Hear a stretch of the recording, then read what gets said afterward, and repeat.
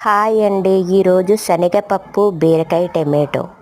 ముందరగా శనగపప్పు ఒక అరగంట నానబెట్టాలి. బీరకాయలు చక్కగా కట్ చేసి పెట్టుకోవాలి. ఉల్లిపాయలు, పచ్చిమిర్చి, టమాటో.